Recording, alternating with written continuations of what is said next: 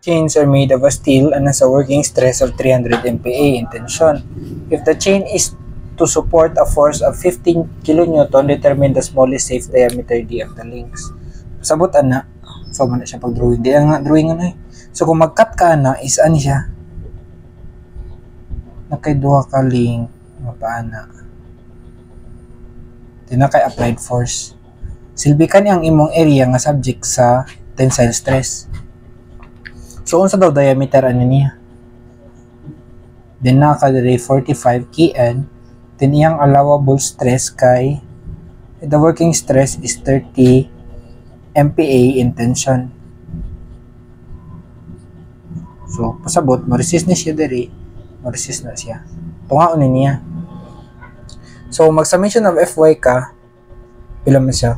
45 is equals to duha ka buka ni. So pasabot tunga ra siya. So kani siya 22.5.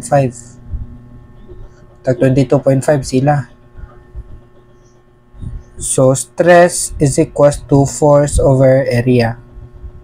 So pila imong stress dira gihatag na ni. So 30 MPa 300 Newton per mm squared is equals to force nimo. Nakakiin niya. So times na to og 1000. So 22.5 times 1000 over ang area nimo which is pi over 4 d squared. So kani magipangita so pila ang d solve.